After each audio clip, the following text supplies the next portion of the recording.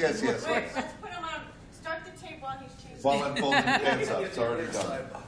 Oh. Okay.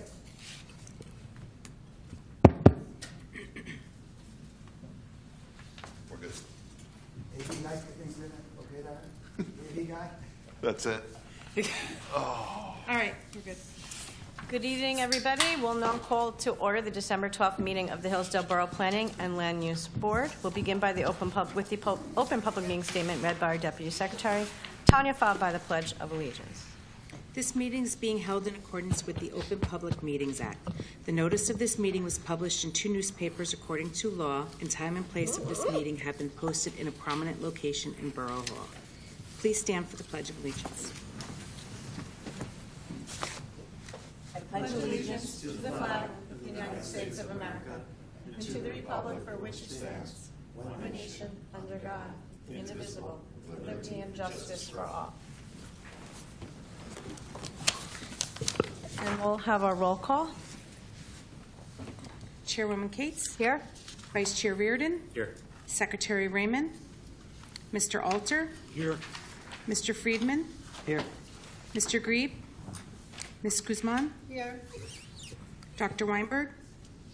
Mr. Smorko? Council Liaison Trohimuk? Mayor Scheinfeld? Here. Also present, Board Attorney Mr. Liebman and Board Engineer Mr. Satil. Thank you, Tanya.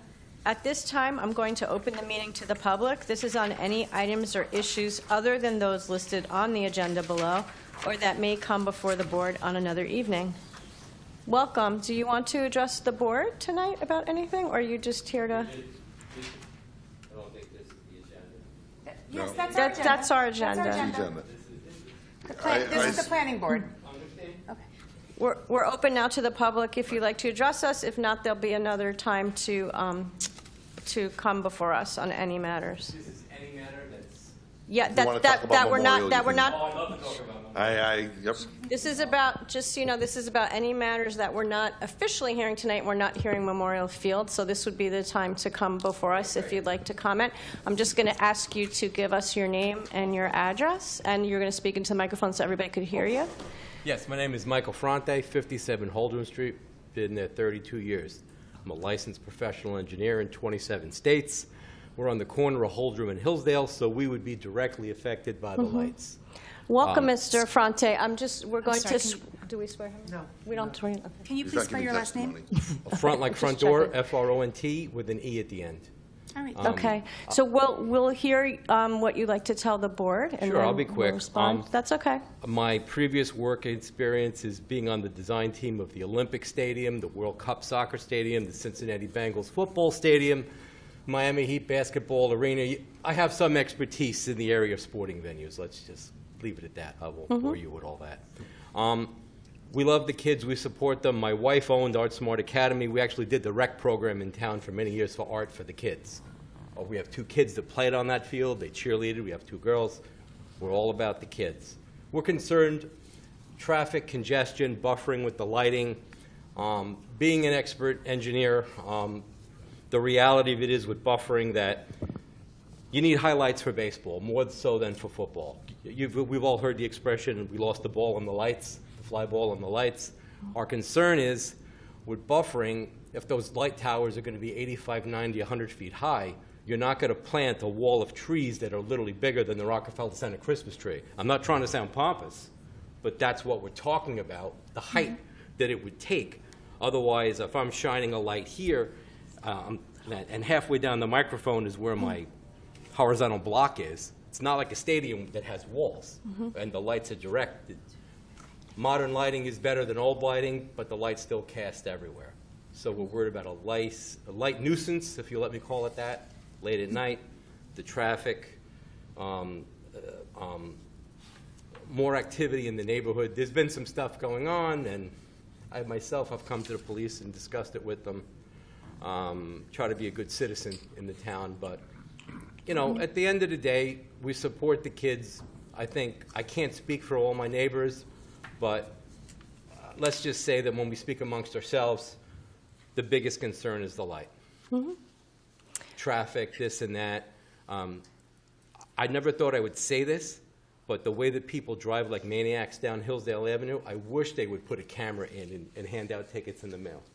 And you would never, ever hear me say that. But frankly, that would not be a bad idea because it's dangerous. Thank you for your time. I know you're busy and you're all volunteers, and whatever you do, I was on the high school board for 3 years with the mascot change and COVID. So I know you're going to make some people happy and you're going to really make other people angry at you. But nonetheless, thank you for your service. Thank you, Mr. Fronte. Thank you for We do listening want to to me. respond a little, hold on, Ed.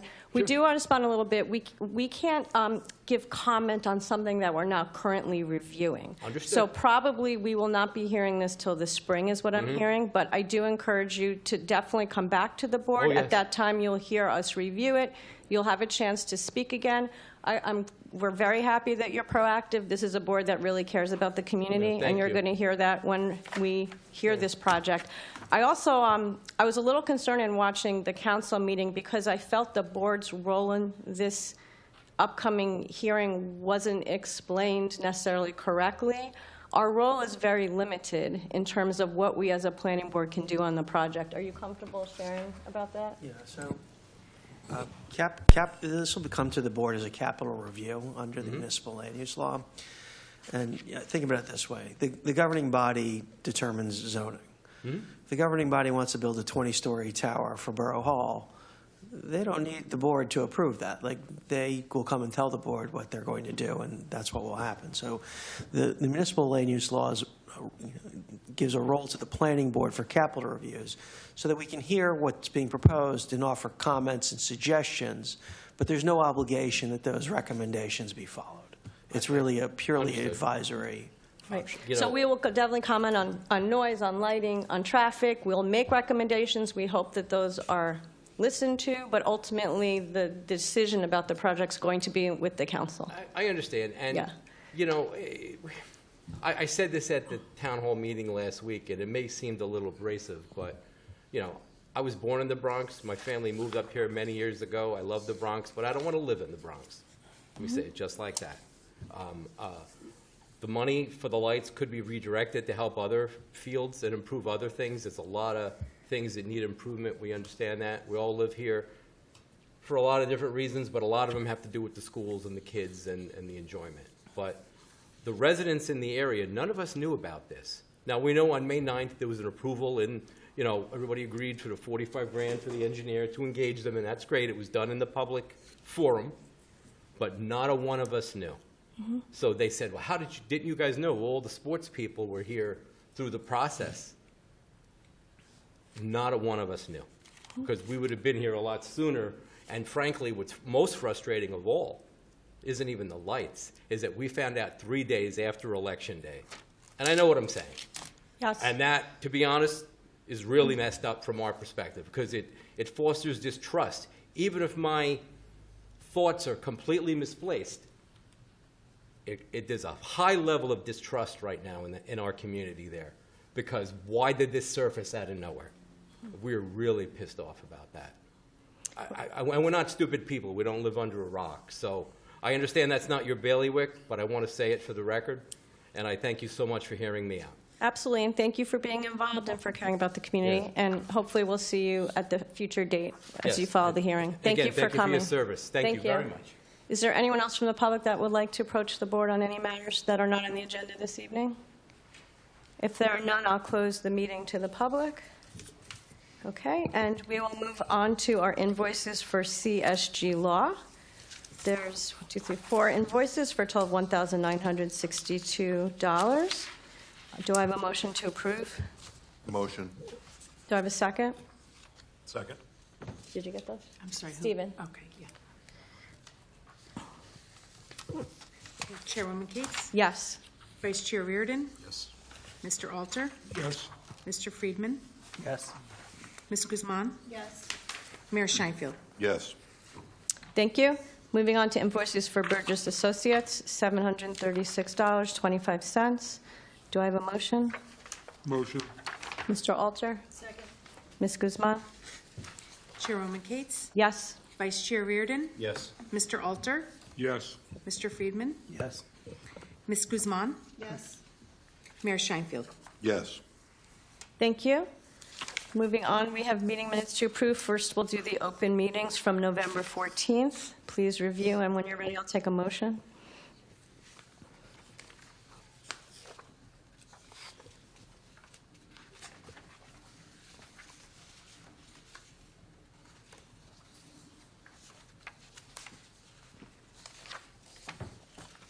Motion to approve? Motion, Mr. Reardon.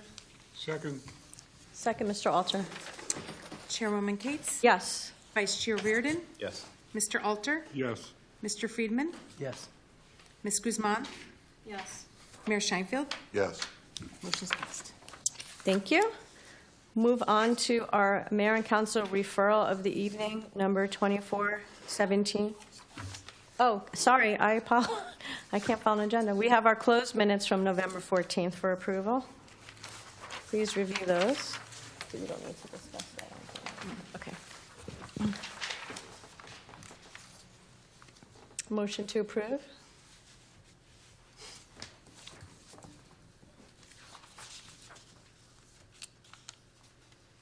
I'll move. Thank you, Ms. Guzman. Second? Second, Mr. Freeman. Chairwoman Cates? Yes. Vice Chair Reardon? Yes. Mr. Alter? Yes. Mr. Friedman? Yes. Ms. Guzman? Yes. Mayor Scheinfeld? Yes. Motion's passed. Thank you. Now we will move on to our mayor and council referral, 2417, the steep slope ordinance. So the board has a copy of the steep slope ordinance.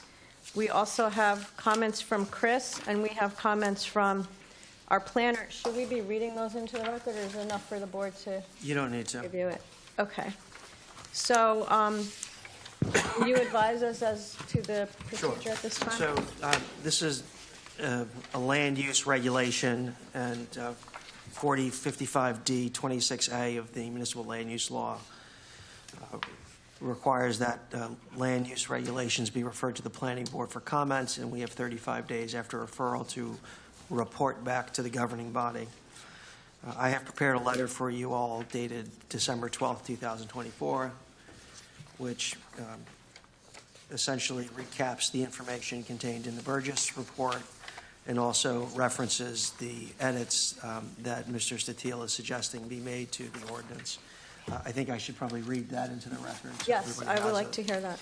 So it's to the mayor, Mayor Schoenfeld, and members of the council. I apologize for misspelling your name in the earlier Not a drafts. worry. I will tell you, I was highly focused on the E and the I because I have the E and the I in my name, and I don't know why I gave you a letter C. That's okay. Okay.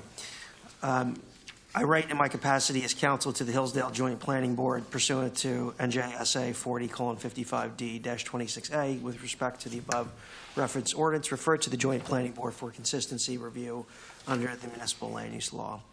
The relevant portion of the MLUL states, A, prior to the adoption of a development regulation, revision, or amendment thereto, the planning board shall make and transmit to the governing body, within 35 days after referral, a report including identification of any provisions in the proposed development regulation, revision, or amendment which are inconsistent with the master plan and recommendations concerning these inconsistencies, and any other matters as the board deems appropriate.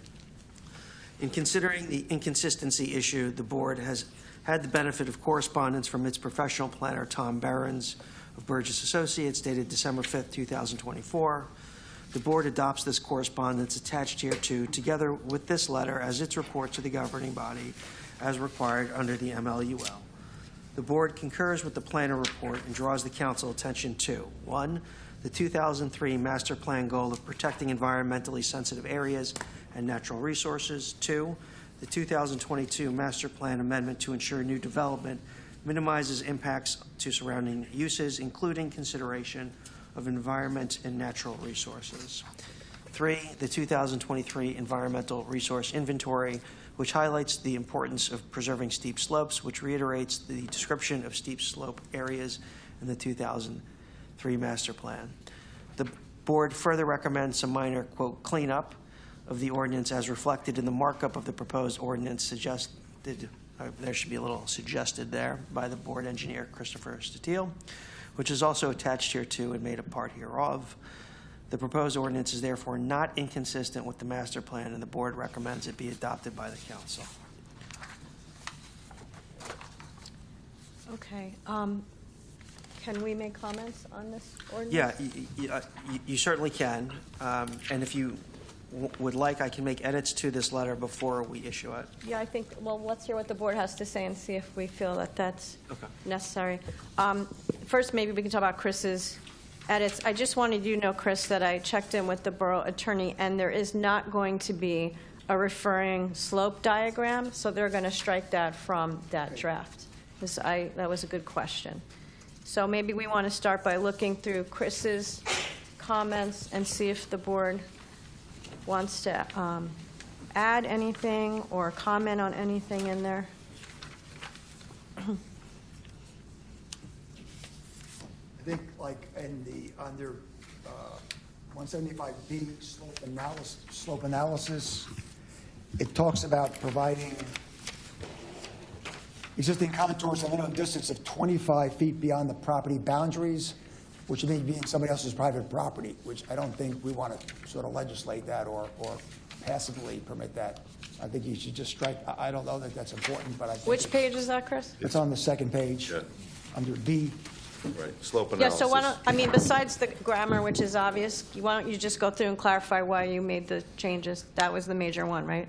Well, I think, yeah, the other ones are just minor things, but that one there is, I was only concerned that you're directing somebody to go on to get existing contours on adjacent properties, which is very often difficult if the resident next door doesn't want you, So you walking in would, the backyard with a rod and taking shots and stuff like that. So I think you should just strike that existing contour. so take out the 25 feet and just say cannot go on to existing properties, or keep the 25 with what you wrote? I would just take that sentence out. I think it's enough. The rest of the paragraph is self-explanatory enough. So you think the section, the last sentence that starts existing contours shall be shown? Yes. Just remove that Just entire remove that sentence? sentence, yeah. That keeps us out of trouble. Identifying, under C, little b, identify soil types present on the property and after regrading. I say that because if somebody, you could look at a piece of property, you could see topsoil, you could see maybe some other inferences to bedrock or something, but once you start to open the ground up, you sometimes run into different types of soil that you didn't expect to hit. So I just added that after regrading, because once the site's regraded, you may expose, soils that are sandy or something that are not conducive to the development. So it's a simple thing to add there. That's the Soil Conservation Service, not the Spill Conservation Service.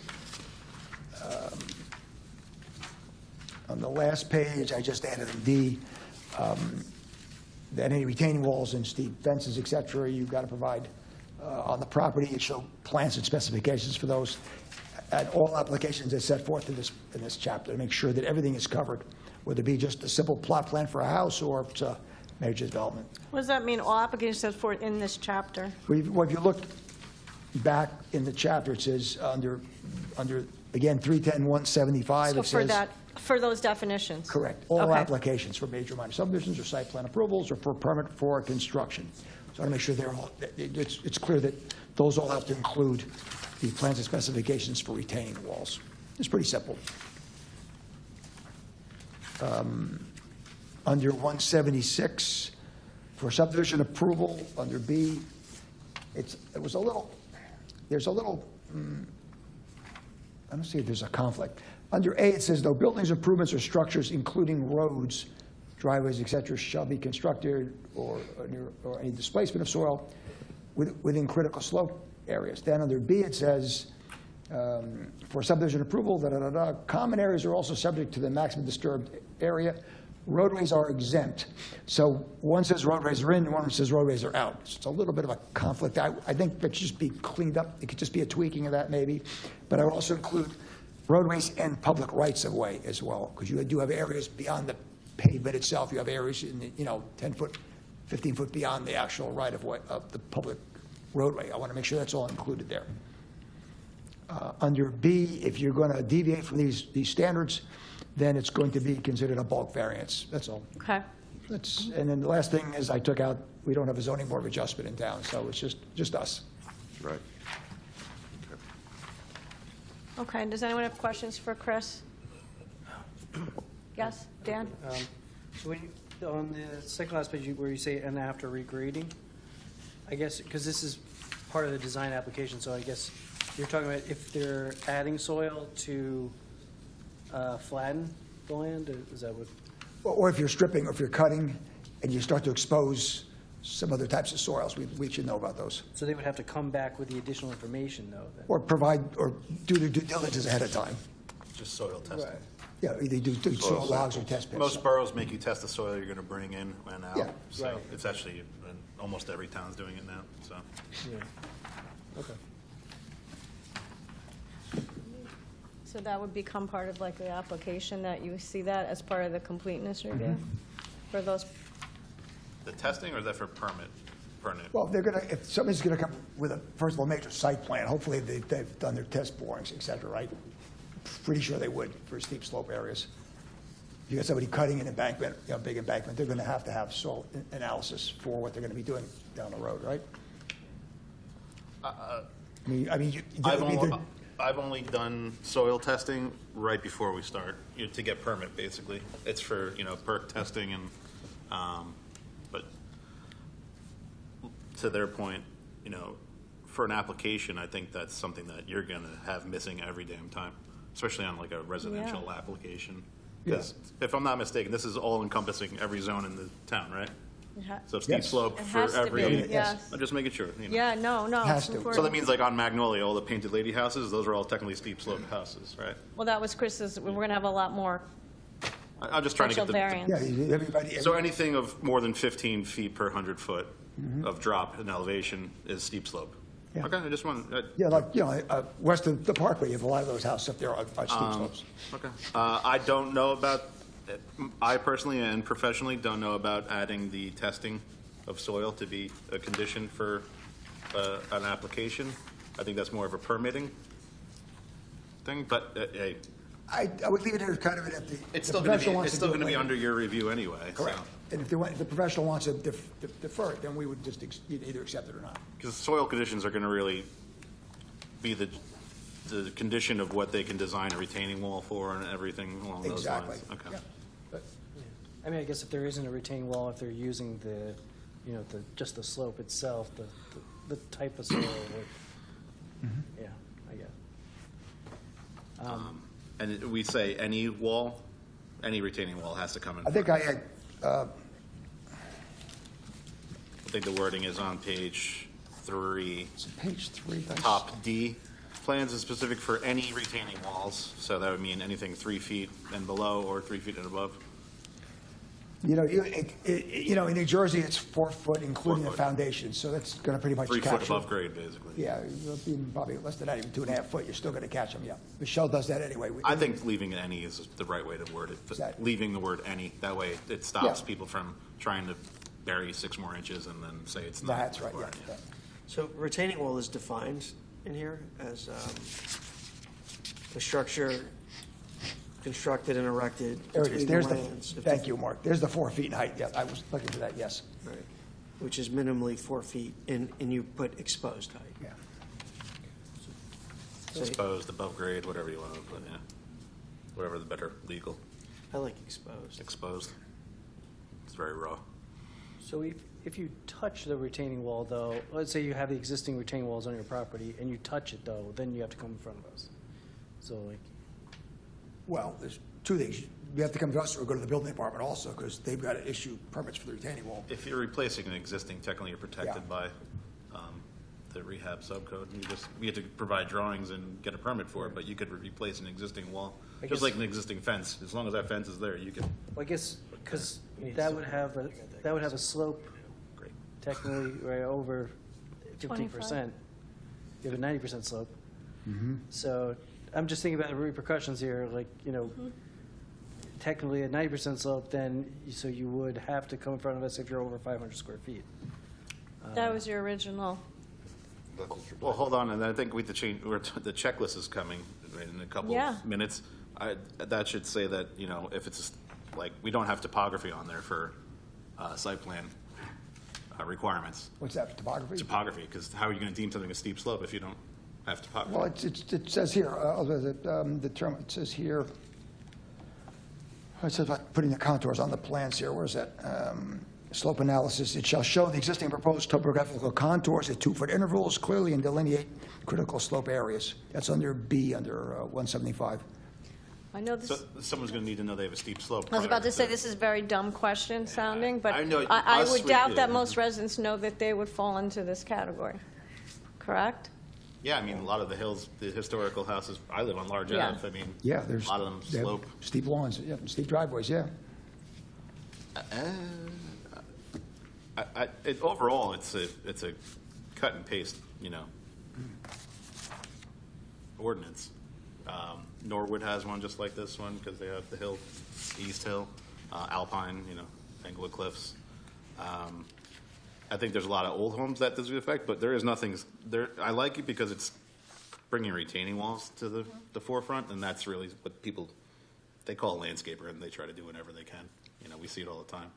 There's a retaining wall on a lot of things we see that are right on the brink of being questionable, if they're, Okay. so, but Dan, what was your point for, Just that it would have to come in front of us if it's more than 500 square feet, yeah, there's, and you're touching a retaining wall, because at that point, you're changing a slope that's more than 15%. is this mainly for subdivisions and minor subdivisions? Anything, Anything? any building permit. So anyone does an application for a bulk variance needing an addition, and they're happen to be on a steep slope, Even in then, addition to a house, even. yeah, that's what I mean. Yeah, yeah. Then what would their variance be if they have no other bulk variance other than just being on a steep slope? What would you If call they it? didn't need a bulk variance, but they're on a steep slope and they're disturbing more than 500 feet, Right, then they still have to come in front of us. if that's the way the But ordinance would they- reads. But what are they coming in front of us for? The variance for. the, Steep slope. Exceeding the percentage slope here. So that's what I want to hear. So their variance would be exceeding the 500 square foot allowable So disturbance it's like having a area. new variance. Okay.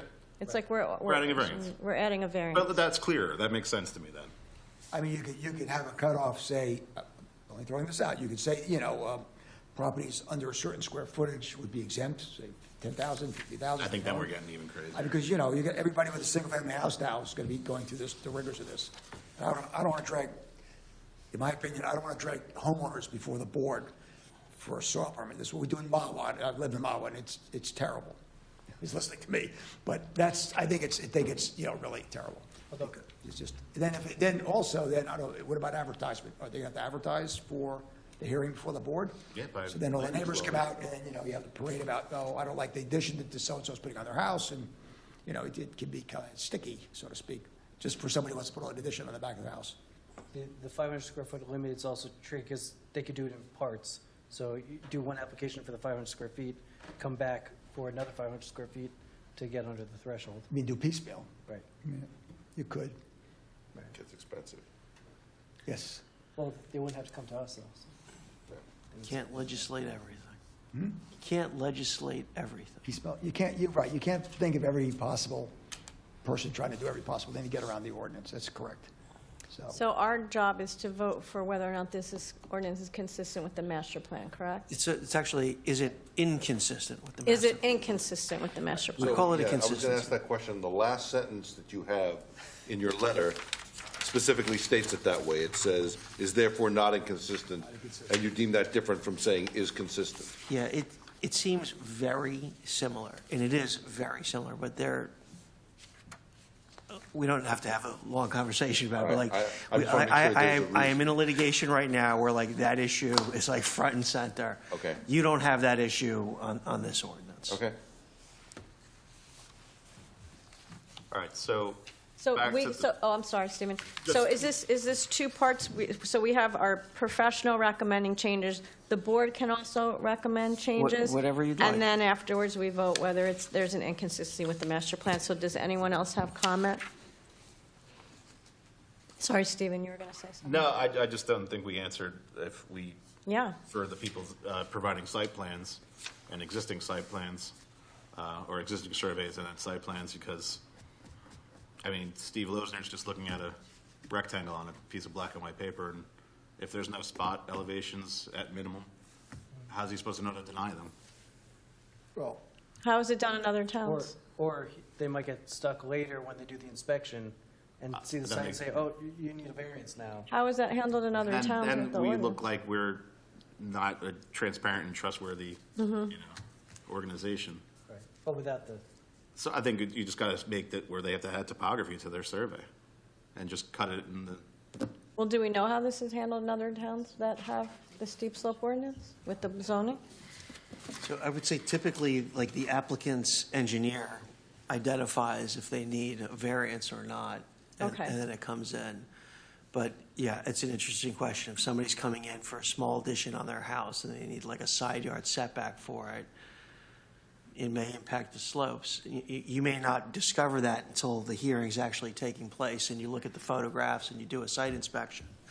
And if it happens then that it comes up, actually, that's not unusual that during the course of an application, you discover other variances that are necessary, It's happened. specialty. then you deal with it then.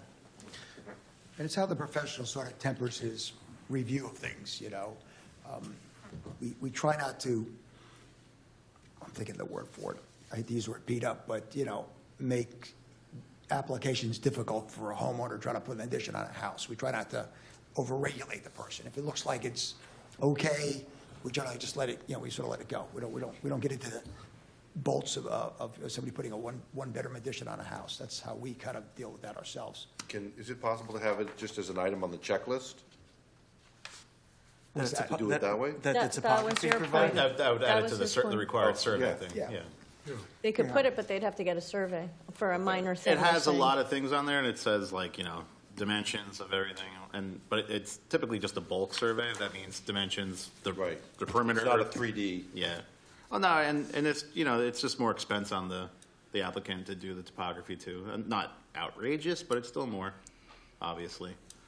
But, you're going to get challenges like, oh, no, it's 14.9%. We don't need to come in front of the board. That's asinine, but. Again, it's up to the professional again to, That's you. well, I don't know if I'm going to get these or not. If Steve's going to ding him. right? Well, but Steve's more not a work for licensed Steve. engineer, so he's just off what's written in front of him and get it. takeoffs of square footages. So Those are- you would have to verify this before we hear it. Yeah, well, the ordinance requires the professional to provide that information on the plan. So I know I just don't Steve want can look at to it. push this through and then Yeah. I'll be here 2 years later and we're changing it because there's so many loopholes that next thing you know, we find out how many slopes there are in this town. Yeah. right now too, most surveys you get, like when you buy the home, does not have that information. Correct. So those people would, if they come in front of us, will have to get a survey now where they might not. A lot of architects ask me, do I have to show topo for the one-bedroom addition? I usually say no. If it's not critical, I just let them slide. Okay. Yeah, Because it's just expensive, another $1,500. yeah, I know a list of architects that are definitely not going to get Yeah, it's topography just, on this. just on top of everything else, really, so. Do you find any problem with us not changing the word topography on the site plan requirement? Okay. So leave it as is, don't I just leave say it the as word. is, and yeah, we'll take this route, and we can always soften our review up. This stands, and then we can always, throttle it back a little bit if we have to. Okay.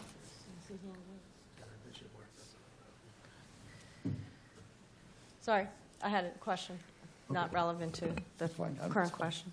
Sorry. It was procedural, sorry. That's fine. To recap, Chris thinks that it's not necessary, thank you, to add the wording of topography and requirements and all that, so that I have to redo the checklist. Not like that's a big deal, but I just think, because then people are with minor things coming with topography when you don't really need it. So it's kind of unfair for them as well. So we'll just leave it, and it's going to have to go on a case-by-case basis. Or should we just put topography might be needed on a case-by-case basis, but that's just even Yes, worse. maybe that's good. I would think during the review process, Mr. Sotil or whoever's filling that role will observe if there is a condition that warrants further investigation. And if it is, they'll come to a hearing and we'll be told, we think you may need a variance for a steep slope. You could do it in your review letter, right? You can say your recommendation is they come in with topography on the site. Correct. Yeah, done. It be deemed complete, subject to the provision of. And if they don't want to provide it, then come and explain why. And if the board insists on it, Right. then you demand that they produce it. If they don't demand that if they don't produce it, then you could say, well, we don't have enough information. Denied. Would that be a D variance? C variance. See, a vote? Yeah. Would we have to create a new variance definition for that? It's in this, Zoning. it's in this proposed ordinance. Okay. So I guess, I mean, we could adjust the checklist and just say, if coming forward with the steep slope variance, provide topography, or something like that. Yeah, if somebody needs a steep slope variance, they're going to present an exhibit to you that shows exactly where it is, where it's going to be cut, and what the distances are and the heights. That'll all be part of it.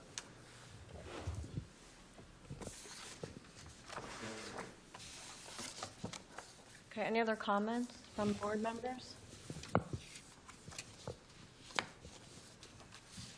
Okay, so any addition, so your letter's been a little bit tweaked, or anything you've added? Well, I think my letter encapsulates the comment from Mr. Statiel. I just edited my copy of Mr. Statiel's red line to cross out the last line in paragraph B on page 2. So I would say this is the one that should get attached to the letter with Mr. Barron's report.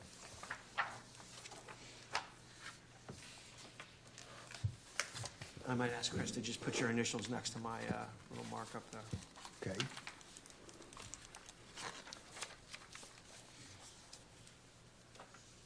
Okay, are we ready for a motion? So anything else we have to do for the motion? Somebody should make a motion to adopt the December 12th letter and attachments to constitute the report of the board to the governing body. I'll move to adopt the December 12th, 2024 letter and the attachments as part of the governing body. So, Thank you, Ms. Guzman. Do we have a second? Second. Mr. Friedman? So we're voting that the ordinance is not inconsistent with our master plan. Chairwoman Cates? Yes. Vice Chair Reardon? Yes. Mr. Alter? Yes. Mr. Friedman? Yes. Ms. Guzman? yes. Mayor Scheinfeld? Yes. Motion's passed. Thank you, everybody. Chris, thank you for your report. Thank you, professionals, for your help. Moving on to our next order of business, which is our finalized checklist. Thank you, subcommittee. Mr. Reardon, I'll turn it over to you. There was just a few revisions made, mostly just putting the quote-unquote check boxes next to each line item.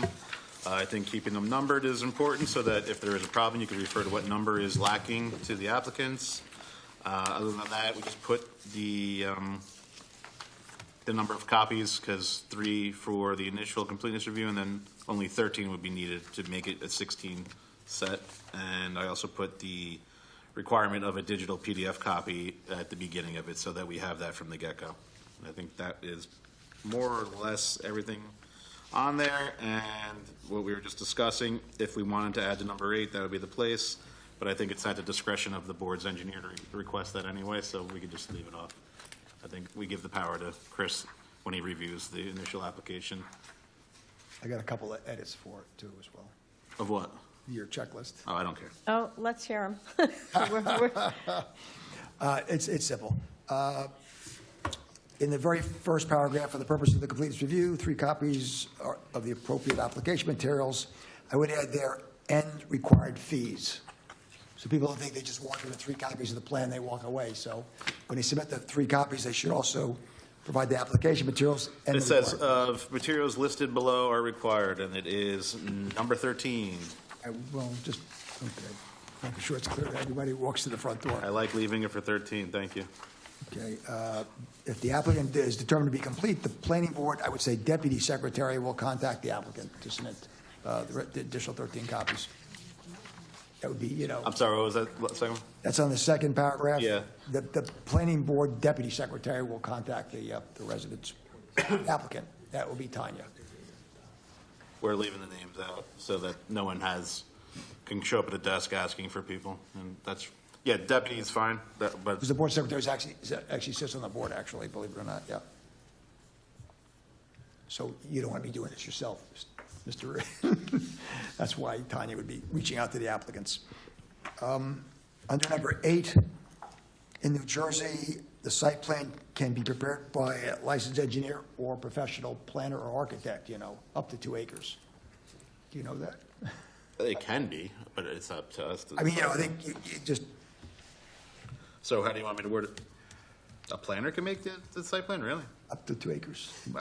So can you architects, too. I know I can, but I don't. There, George Costanza, you are an architect, yes. Art Vandelay.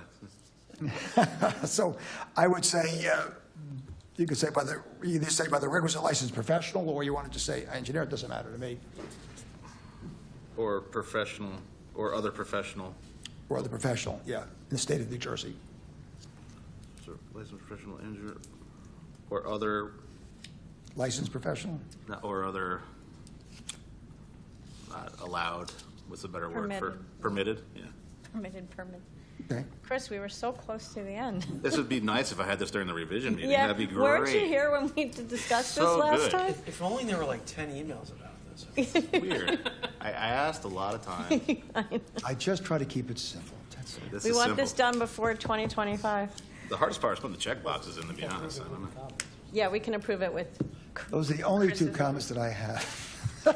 no, while you're. No, hold on. Now I'm gonna Yeah, really no, put it. you should really if there's others, you should No, let us know. because architecturally, the homeowner can draw their own plans, and it's deemed it by the That- The building law official. permits that, the homeowner can draw the plans. So what do I do there? I- Again, in a world, I don't think it's something that we should allow, but how many hand-drawn decks did you receive? Yeah. In additions. Yeah. So, I mean, Well, do I refer to, the state statute saying that? State Board of Professional Engineers and Architects, I don't think so. I'm trying not to make this complicated. Mark, your thoughts? I think the way that it's written now is fine. I think if people want to do their hand-drawn chicken scratch, they'll do that. They'll come Yeah. in. But most people are going to hire an architect. Or should I put, or the homeowner is permitted to, but by no means are contractors allowed to do so? That is true. No, don't even get into it, right? Yeah, Well, yeah. I wouldn't even get it because It's not my job to tell them the law, Right. yeah, Right. and if you put that in there, I think you're going to encourage people to submit hand-drawn. Yeah, I wouldn't put it in there. One of my staff wrote in the corner, fences with a comma, right, Mark, fences? Oh, yeah. Oh, yeah, so we don't even talk about fences on for bulk variance applications, right? We've been through this, Oh, yeah, yes. just hand-drawn sketches on hand-drawn sketches. For number 9, I did do that Excel sheet, example table. Should I not put an example zoning table in? Or I have a C attached, because most people don't know, like, I mean, I liked it not knowing, but I don't know what. because then it shows like a breakdown, like driveway. Everything should be broken down. Good to have an but- example, right, Tanya? I mean, Tanya deals with the people, she would know. I Is give it it I think an example would. All right, so I can add that as a 3rd page, no Yeah. problem? All right, I have it, I just didn't put it on the email. That way there's consistency. It's Yes, okay. Or that they're going You're doing this on to, Friday, it's fine. the table will be missing so much stuff if they have to do it on their own. Okay. So I think that would be great. Yeah, I used like R4 zone as an example, and I just went down Perfect, and yeah. then, and Okay. it says existing, proposed, variance required. And- It can't hurt, it can only help. Okay. Anything else, Chris? I'm not going to get any more. It's No, fine. no, do it now, buddy. Just let it run the way it is, it's fine. No, I'm serious. No, I'm being honest. Is there anything else? This is why we're here. What else? What was the fences thing with the comma? Well, Ed asked, what about fences? You don't talk about fences. You want to, for fence applications, you want a separate thing about that. You want to have it shown on a plot plan, again, not less than 5 years old, because Mark and I've gotten some stuff that was really bad on fence applications. You could hardly see on the drawing where the property lines were and things like that. So you want to say something about fences? All I say is in the architectural number 10, fence applications are exempt from this requirement, meaning an architectural plan. But I don't have it exempt from the site plan. So what do you want to see in a fence application? So we've kind of, Chris and I have kind of figured this out. When applicants come with fence applications, we make sure that the survey is relatively recent and that it is crystal clear where the fence is going to go. And we are now torturous in making it clear to the applicants and the resolutions, to the point that I am taking PDFs of those images that show where the fence is going to be, and I copy and paste it right into the body of the resolution so that the building department can see where it is, because we had an instance where somebody got an approval for a fence and then put a fence in a different place and tried to blame the contractor, and I didn't understand the resolution, and All right, so how does that affect what should be worded in? it doesn't really impact this at all. It's really part of the review process and just being like really, really thorough about it. You could tell Okay. homeowners all day long in your application checklist that. Yeah, they're not necessarily going to follow it. Yeah, they're going to draw a line on the survey and say the fence is going there. And then you're going to say, how far is it from this corner? How far is it from the house? How far is it to the driveway, to the curb? Do you understand that the curb is not the property line? Like, we're very careful about it. We never got burned, but, But we Okay, have- so there's no other suggestions? I'm fine with Chris, that. what about the other numbers? Are there any other suggestions? No, the only thing is Let's go. the survey must be signed and sealed by a licensed professional land surveyor or engineer. Engineers can't sign surveys. That's on number 7. You can strike or engineer off there. that is correct. I've been through that with the state board. I know about that, so. Okay, so we take engineer out of that. So by a licensed professional land surveyor. Or unless you're working for a public utility, then I can do it. Okay, well, we're going to assume I'm going that to put they're an not. asterisk in there saying unless Chris Steele is working I know for that. PSCG. We'll just take out Tell engineer. the state board the same thing. Oh, the utility comes, I can do it. He says, okay. When it comes to the architectural plans, is it okay just putting floor plans, not saying basement, first floor, second floor, or Yeah. anything? Because sometimes they'll show up with a first floor addition and not showing what's going to be underneath it and blah, blah, blah. I know that only, We can always ask for more. If it wanna looks like see it's it? sticky. All right, so Stephen, can you sum up the very minor changes that we're now changing in this draft? yep, I got it. Can we hear them, just so the board is clear? Sure. I'm adding the title, the planning board deputy secretary, in the second paragraph, just making that clear. On number 8, I am putting for the, Permitted professional or something the like that. site plan must be, signed and sealed by a licensed professional engineer or other permitted professionals in the state of New Jersey. Or should I put other permitted professional, licensed professionals? Yeah. That's a lot of word, right? It's Or okay. just licensed You can take professionals it. is okay? Then I think that, Number I'm 7. sorry, and I'm striking on number 7, Or engineer. to saying only a surveyor could be signed and sealed by a licensed professional land surveyor in the state of New Jersey. Striking out engineer. So, and that would make it a complete and final checklist. Anyone else? Going once, No? going twice. It's gone. All right, I'm going to revise this one more time. Let's get it right. Oh, I'll get I'm it serious. right. You don't want to have to go back and do it. You're right. You don't have to do it again. No, You're right. absolutely. Well, we can vote on it now and then just implement. Yeah, no, that's what I think Yeah, we're. just make the minor changes later. And I will be adding the Excel spreadsheet that's empty of just the bulk table example, that's all. Example, do not copy. It says it actually on in the header and the footer. And it actually refers to the E-code address for all definitions of everything mentioned above. Because coverages and, everyone likes to skirt. And we have a great town that gives you very relaxed coverages. We do it. Yeah. Okay, thank you so much. I love the look of this, by the way. It's very clean looking, and I like the font, so, Easy to follow. yes. Focus on the positive. Like the font. No, I'm serious. You should It's a look little at some of the small, but borough it's stuff. okay. I can read No, it. it's just like I a wa- clean-looking document for a change. It's nice to see. Okay, so we will make a motion at this time? And can we make a motion saying, with those changes, or no? Yeah, we can make a motion with those changes, that this be forwarded to the governing body to be incorporated in the ordinance to update the checklist. Right, so Steve, you'll make a final, edited copy and send it on to Yes, I'll Mark. give it to send to the borough. to everybody. Okay, thank you so much. Do we have a motion? Motion to adopt with the changes that were discussed. Thank you, Mayor Scheinfeld. Second? Second. Ed Alter? Chairwoman Cates? Yes. Vice Chair Reardon? Yes. Mr. Alter? Yes. Mr. Friedman? Yes. Ms. Guzman? Yes. Mayor Scheinfeld? Yes. Motion's passed. Thank you, and I especially, again, want to thank the subcommittee that worked on this. It's something we've needed for a long time and spoken about, so thank you so much, and thanks for your input. Okay, we're going to move back to the calendar because we recognized we needed to make some changes in this. This is our calendar of board meeting dates for 2025.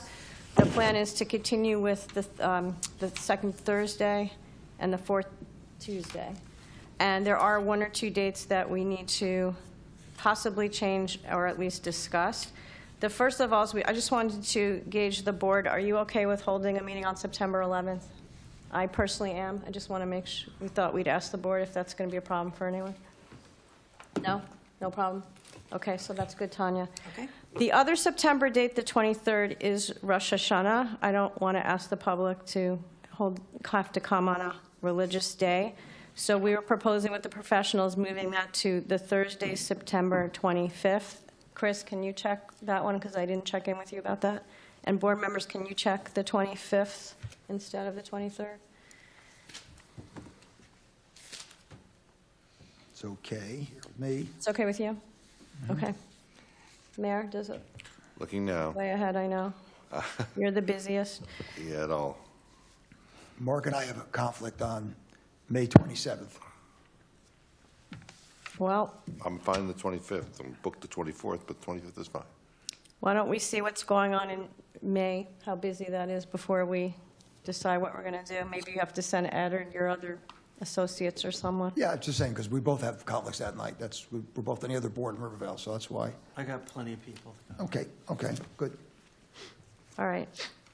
The December dates are incorrect. Right, now we're going to go over the December dates. So the December 11th, did you check, It's Michael? December 12th and Well, I December just wanted to- 24th. Were you able to check on the September date? You're good?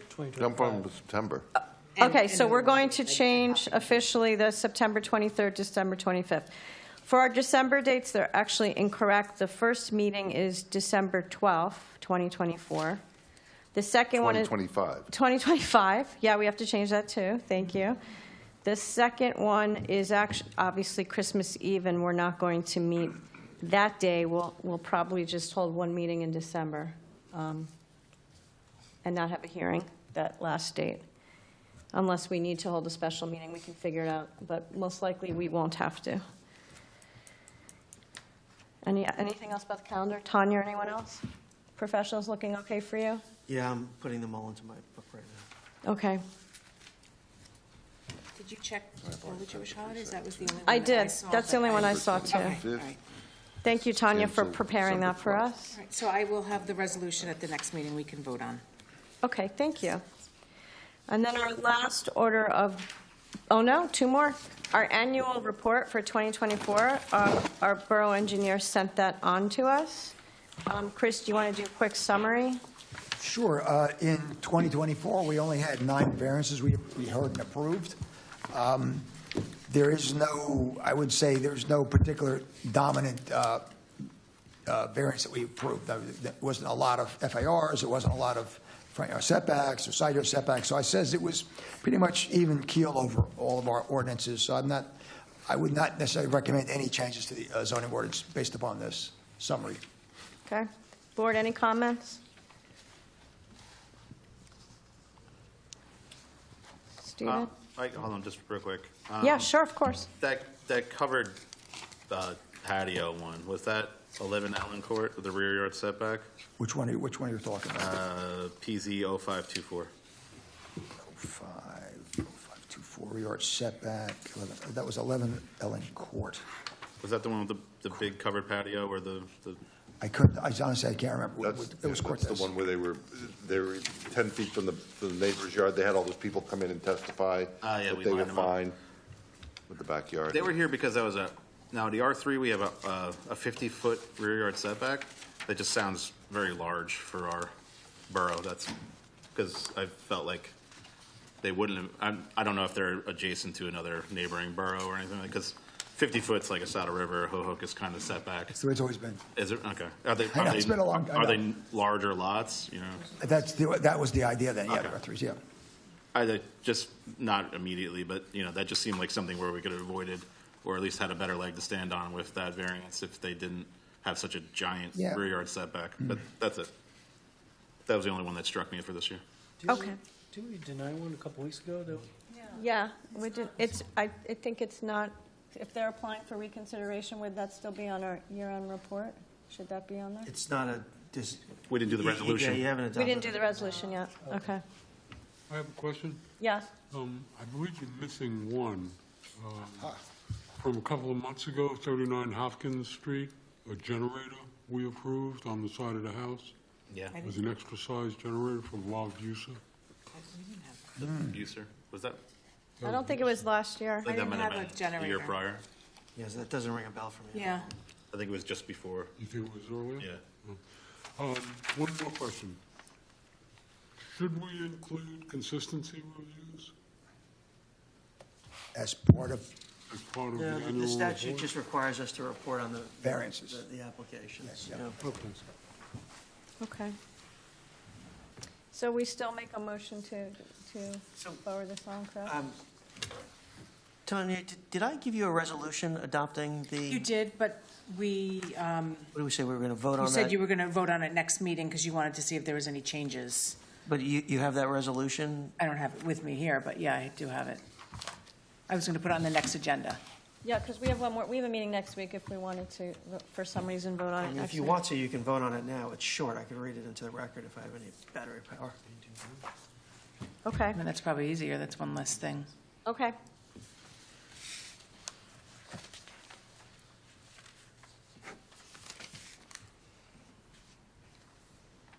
Hold on, I got to connect up to the network here.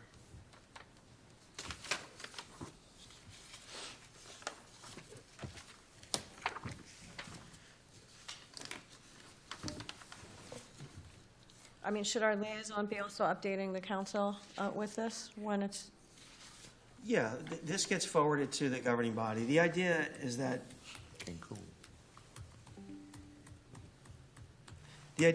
over a series of years, the governing body will see the pattern of development and be well-informed if there are changes that should be made. So like if there's like a kind of variance that's, we did that last year, the council actually. But being that this board is far more day-to-day with this, I would assume that the recommendation would come from here about any changes to go to there, as opposed to them trying to Bigfoot, saying, well, this is what we see, and so, I mean, maybe the question will come back, but I would think that should go from here to mayor and council as opposed to the other way around. so sometimes zoning changes and proposals come from planning boards, and sometimes they come from the governing body. I'd say usually they come from the governing body. We've actually done it the other way. Yeah, you can, and that happens.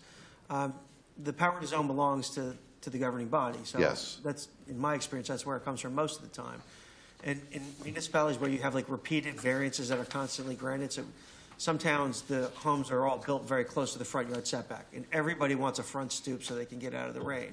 And you'll have a board that has 10 applications a year for people that want to do this, and every single time they're granted. Rivervale, we had this problem, so. We just did the fence last year, right, Stephen? Yeah. That was your recommendation.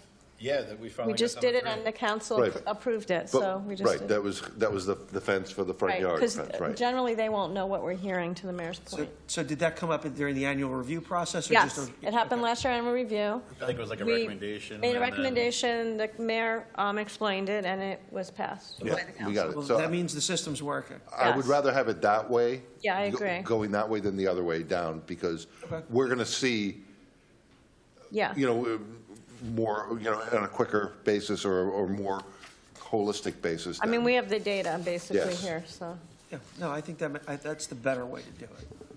okay. All right, are you ready to read that? No, because my computer ran out of power, so we're going to have to do it at the next meeting. Okay, thank you, everyone. So we'll put it on the agenda for next meeting. Okay, so last order of board discussion is the existing tree ordinance, which I apologize to the board because this actually, I was not part of it, but we do have a EC liaison, Scott Raymond, and this did happen in August, that the tree ordinance was updated, and it does affect planning board to some degree, and we just had an example of this recently.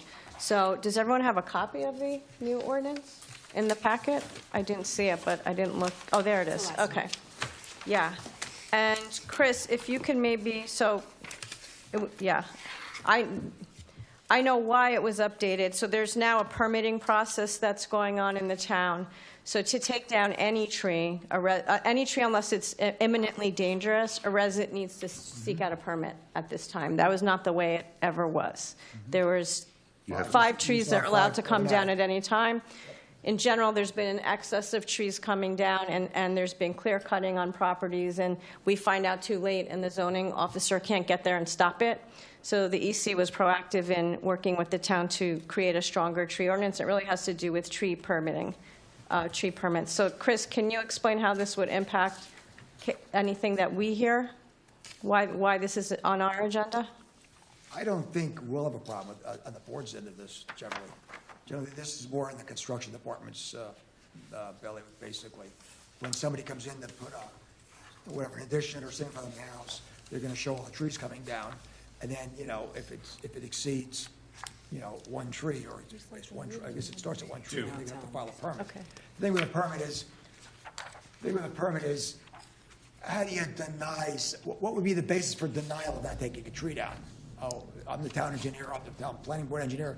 Oh, I don't like the fact you're taking a tree down. Well, it's too squishy. Well, that's why construction code officials handling that, but Tanya, you can Somebody speak to this. contacted me, they wanted to clear cut their property and put it up for sale. And I said, oh, please reach out to the zoning official, here's his information. And I included him on the email. He emailed me back and said, no, actually, the board has to hear that now. This tree ordinance was changed. Anybody who wants to clear cut has to get permission from the board. So it which sounds is like why- they have to come before us. Anyway, yes. So what kind of hearing is that if I want to clear cut a property? I want to get into this a little bit, because I went through this ordinance, and I know, Tanya, we talked about this. Where is that in this ordinance?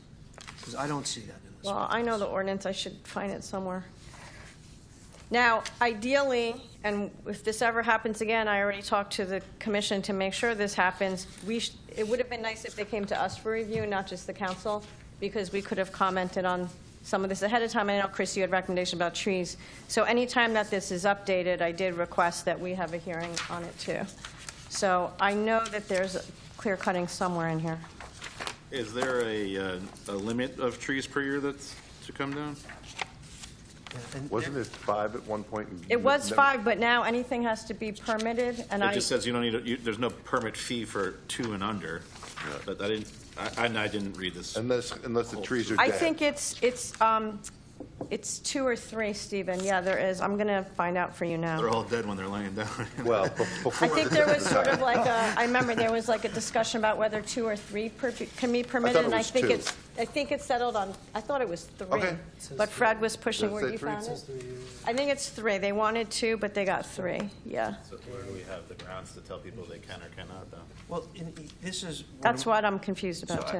I have some concerns that I want to share with the board about this. First, I just want to draw everybody's attention to Section 286-5, Permitted Activities, Paragraph B. The last line says, "All replacement trees under this chapter shall be suitable in the discretion of the planning board or board attorney." I do not want to have anything to do with, Well, that's a problem. It should have been EC. It shouldn't have been planning board. well, it says, "with the input of the environmental commission if deemed desirable." By who? And then the other. Well, where is that? Sorry, what number is that? 286-5, paragraph B. Okay. So that section, I think the governing body should consider reworking that a little bit. The other thing that occurred to me yesterday, Chris, that I told you earlier tonight I want to talk to you about is the planning board is a creature of statute. Our powers come from the municipal land use law. We only have the powers that the municipal land use law grants us. I do not think that this is a development regulation. I think that this is a police power that has been enacted. That's why the board didn't review it to do a consistency review on it. What variance would we be granting somebody who's cutting down a tree? I'm not so sure that the planning board has the authority to grant or withhold a request like this. Now, I'm not saying that it's not possible. I'm saying I have not researched it. Many years ago, I was before Judge Harris. Remember Judge Harris? I remember him well. Okay, and we were there for, I think it was something to do with a soil permit. And Judge Harris said, the attorney for Mawa was there, attorney for Mawa was there, and I was there, and somebody else was there. He says, frankly, I don't see how the planning board gets involved in soil movement applications. He said, I don't see that in the statutes. And we all looked at each other like, nobody, it's like a bell went off, like, Yeah. really? Because, the planning board was approving soil permits in Mawa, and he just threw this right out. I don't see where this is statutory Because permitted. the lawyers practice law without reading the law. Right, so, but anyway, that was just a side note. But can someone show me where? When this was done 7 years ago, I was part of the process, and I questioned that. I was not put on the committee to revise it this time, and I never saw this till after it was passed. So, again, I'm a little frustrated. So basically, we can't do what it's saying we should be doing in here legally? I'm not certain. I would really need to research it a little bit more. What's the ratio of just a normal application? If they cut one down, It 3? depends on the size. Yeah, we used to be 2 to 1, no matter what. Or 3 to 1, whatever it Well, is. then there's a calibration there of different sizes. So what I'm getting at is, if this person wants to clear cut an empty lot for sale as Right. a buildable lot, are we going to count how many, and they have to plant these trees for, before they Yeah, sell it? we've done that. We've done it in Riverdale. Like, we didn't count all the trees on the property before they And get then it they out. have to plant those trees before they can. Or pay for them, or pay us. Or pay the right. VIG. Or, Yeah, right, gotcha. plant them to There it pay is. for them. Where's the section about clear cutting? Because I don't see it.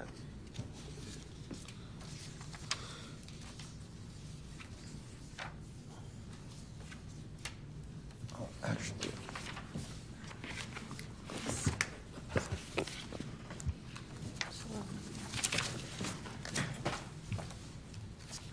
I wholly believe this should be an environmental commission item. The planning board doesn't really. Yeah, I don't remember. I was on that committee. Done in that section? Roy? Paragraph is that?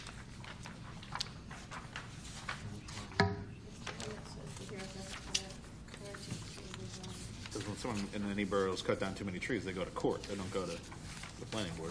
Yeah, that's right. You get summoned to municipal court, yeah. Like Alpine, Mawa, all those big Oh, yeah. stories that happen. Yeah, I it's think that involved in section, peer reviews. because the beginning of that paragraph talks about removal of trees in accordance with the site plan or subdivision approved by the planning board. Then it's saying if, I think it's talking about a deal was made to replace 2 trees for 1, all the replacement trees as part of that subdivision plan would be at the discretion. That's how I read it. By the planning board or plan. So obviously, they just wrote and passed this summer, so it's probably not going to be revised immediately. Like, is it something that we have to ask the council to revise soon, Mark, or it could wait? Yeah, I would say there's no urgency to this. Okay. The council isn't doing it. The last meeting is going to be on the 17th. The agenda's set. This is No, I not. know, we're not doing it now. I said there's no immediate need. I just right. wanted to make sure. Probably wouldn't be till another year that we looked at this again. I just want to make sure that's okay. I have a legal You have a- question. Ask Fred. I'm concerned about the liability of the town and the planning board if we deny a resident from taking down a tree and 3 weeks later a windstorm comes and blows it on his house and it takes out his house, are we liable because we denied it? So for a municipality to be liable in circumstances like that, the action has to be what the law calls palpably unreasonable. So it would have to be like an incredibly unreasonable thing that the municipality did to create liability. There is a case law on this where somebody had a sidewalk issue in front of their house, and they wanted to take the tree down, the town said no. Somebody got seriously injured, and the town was found liable for stopping the man to take care of the tree. I'm just saying. Yeah, no, I'm familiar with that case law. There's one weird little case on it, yeah. There's a little bit of a split in the law on that. But yeah, it has to be palpably unreasonable. So yeah, in those instances where the tree roots have uprooted the sidewalk and you can see it's an obvious tripping hazard and the town denies permission to correct it, that Town's on the hook. a court has found that to be palpably unreasonable. Yeah. Oh, so there it is. What section is it? Hold on, it's, You found the clear cutting part? well, I just found, I don't even know what page it is, so that number. We'll just give you the closest reference to it. Number 1, permit required. So Okay. above that, the tree removal application process. It says any person, because I was seeing how it starts, and it's basically how I thought it starts. The application goes to the zoning officer. Nothing shall be removed until he reviews it and approves the removal. But it says for larger scale clearing projects, the borough may require a tree survey be submitted as part of an application to determine a number. But it's still application, still to the zoning officer, not to the board. So Yes, so that's not. I don't know why the planning board has any part of this. Yeah. I just sent him an email and asked him to send us this. Somebody may have thought that the term application was a term of art to the board, perhaps. There's, under 286-6 exemptions, where it says the planning board may waive the replacement planting requirements either in number, species, and replacement size, or grant exemptions.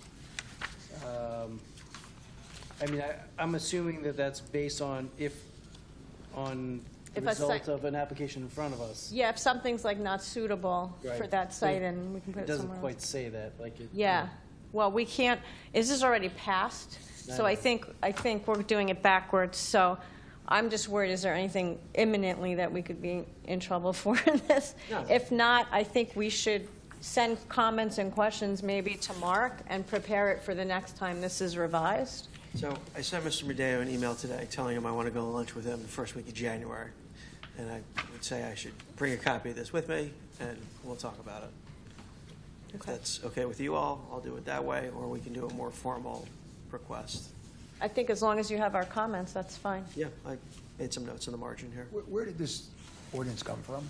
So this, the long history of this was that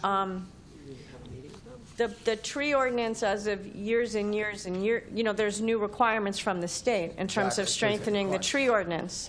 And the Environmental Commission was asked to do it, I think by the BA, and was in having meetings with the BA. There was a subcommittee working on it with the BA and a group of volunteers. But it was vetted by Mark Madeo, I know it was, and the borough administrator, and the code officer. I know they were all involved in the conversations about it. I just, like I said, wished that we had seen the draft first. I mean, Scott's also liaison, so I'm going to ask him next time to make sure, he reports on that if something like that happens. The state's got to approve it, too. Yeah, it was sent to the state. I was believe going it was on. sent, I believe it was sent to the state. Yeah, Should but be that okay. was the catalyst that we had to get a new one done. The state wanted one done, yeah.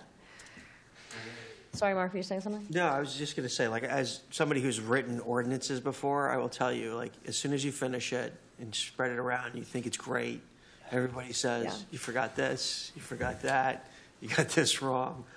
I mean, I wrote a pool ordinance once 4 times. It was. Yeah. But I do want to commend the volunteers because we've had a huge problem with clear cutting, and they really pushed the governing body to say we need some kind of permitting process. Ideally, they maybe had more help writing it, but professional help, but I think. Yeah. I will tell you, I have to go in front of an adjacent borough's planning board for cutting down more than 3 trees. So it does. Well, yeah, we've had a very It liberal. does. There are boroughs, but I mean, this borough makes you go in front of the planning board for a lot of things that aren't legal. But Well, I don't think the goal is they would have to come before us. I mean, I don't think that's necessarily what the board, what But the I- commission I just- intended. it just struck It me was to get a permit. for doing a retaining wall, we have to cut down more than 3 trees, and we have to go in front of the planning board for it. For the trees, not for the wall. Correct. I don't think that's lawful. Without a variance, or what would be the reason? Because it's the borough ordinance that you can't cut down more than 3 trees in 1 permitted year. Without planning board approval? Correct. Yeah, I'm not so sure that that's lawful. You also can't tear down a home without planning board approval. Yeah, Yeah. I don't think that's lawful either. Oh, well. That was it? I'm just still gonna go. Can't paint your house. It's just cheaper to comply, that's the problem. Like, Yeah. you can sue the town or comply. Comply. Okay, thank you, everybody. So you have our comments. Thank you, Mark. At this time, I'll open the meeting to the public again. Is there anyone that would like to come before the board to address the board right now? Seeing none, I'll close the meeting to the public. So our next meeting will be next week, Thursday, December 19th, right here, 7:30 PM. There's no application, correct? No application, there's only a couple of things on the agenda. We just have board business, yes. We Just will a have, couple we will be board going business. into close for hiring of professionals. I will send the agenda out on Monday. Okay, thank you so much. Tanya, do I have a motion to adjourn? Motion. Thank you, Mr. Scheinfeld. Second. Thank you, Ms. Guzman. Good night. Thank you, everybody.